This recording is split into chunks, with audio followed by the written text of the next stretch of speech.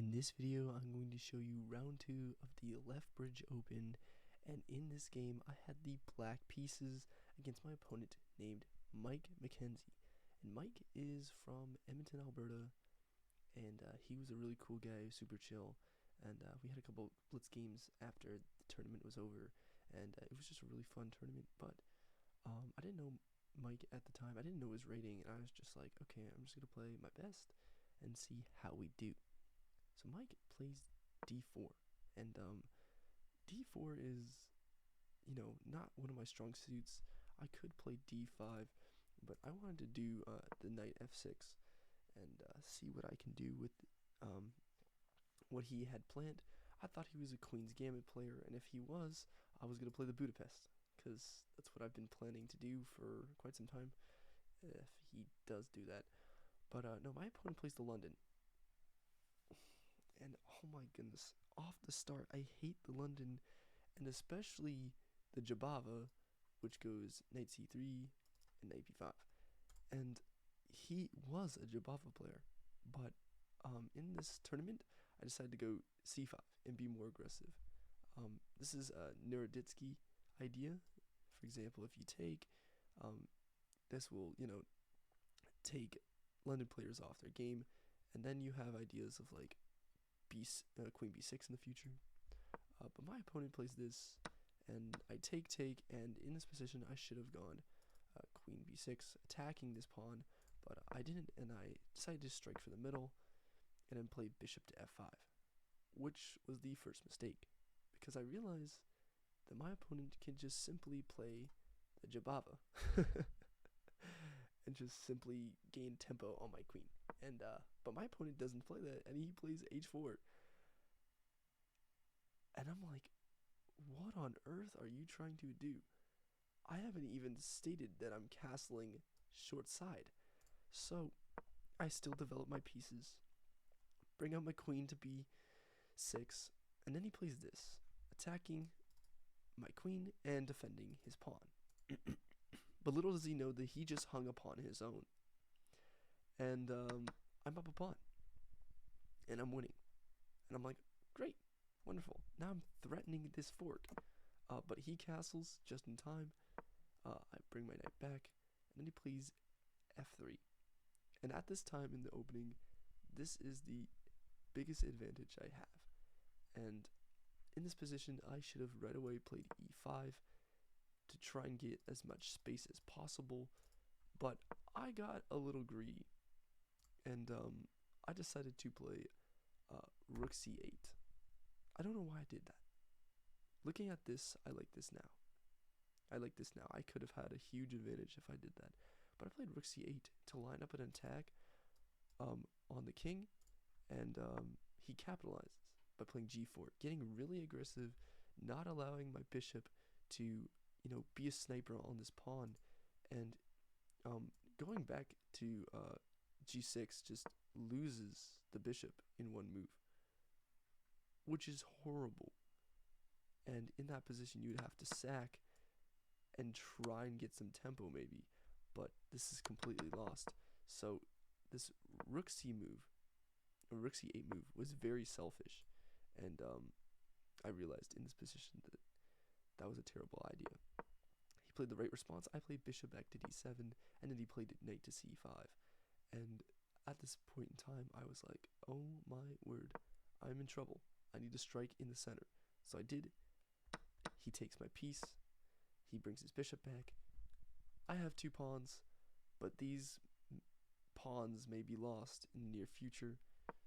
And then I played knight d4, protected by this pawn. Simply he could just take and take my piece back, which is hilarious. I completely overlooked that. But even if he took, I do have counterplay with rook takes c2, but he plays c3, which is the best move. I play f6 to solidify my center, and you can't take because this is pinned, and so my king, he goes out of the way with his king. I bring my knight back, and I lose my pawn, and white is in the driver's seat.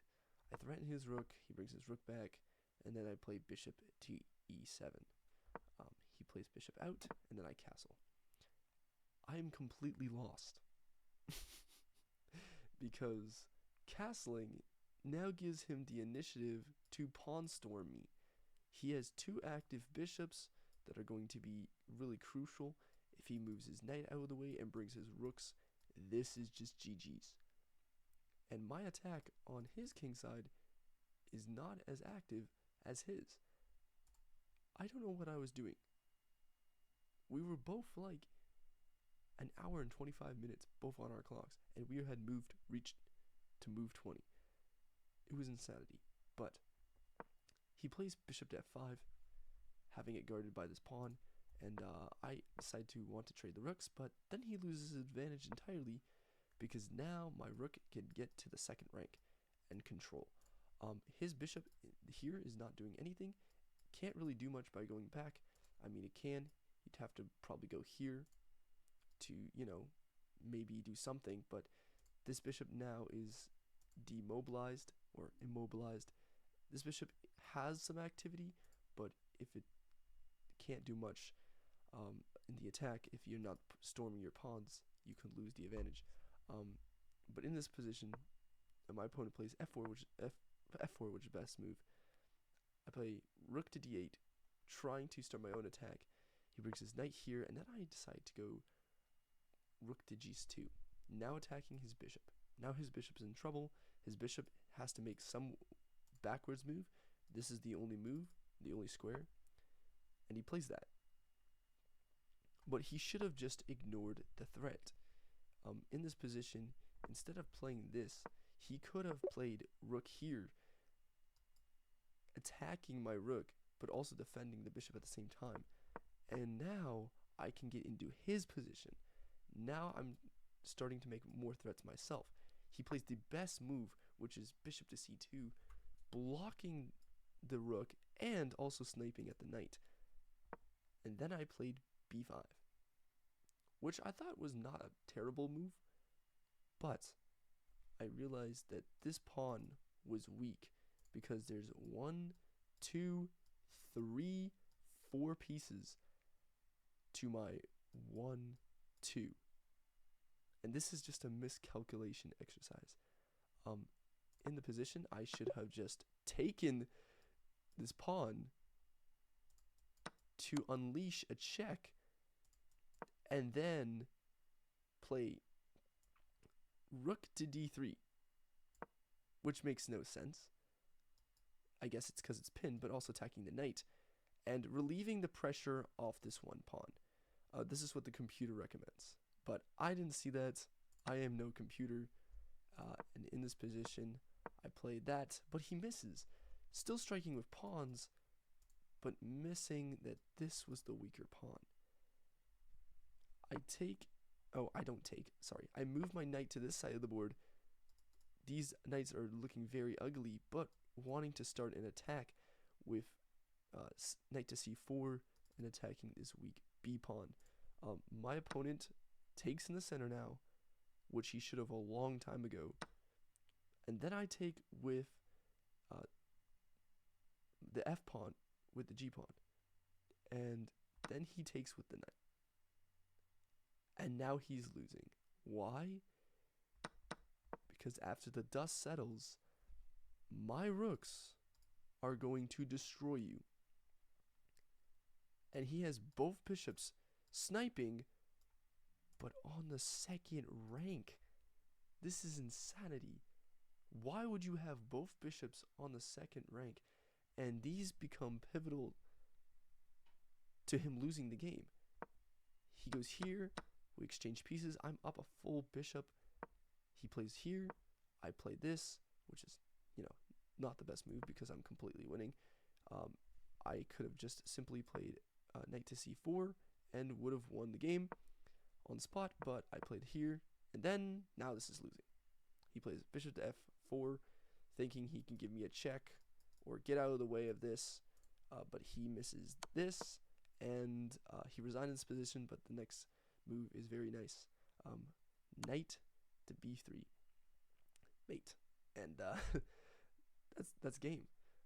I really loved how this became a nice checkmate in the end. This was a terrible game from both me and my opponent, but I realized that, you know, I shouldn't have let my opponent get so aggressive, and I shouldn't have compromised my gameplay, because it resulted in me not just getting into a bad position, but also allowed me to do some wonky things with my pieces. Um, the knights on the edge of the board were, I thought were a very deep idea to, attack his king side, but I realized that he misevaluated his own attack, and I won the game by very quick terms.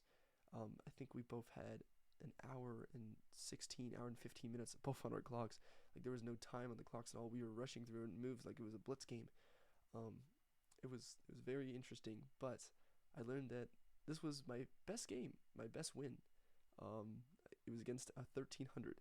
His FIDE is 1500, but his national rating is 1300. So it was a very good game. This was my best win so far in the tournament, and yeah, that was round 2.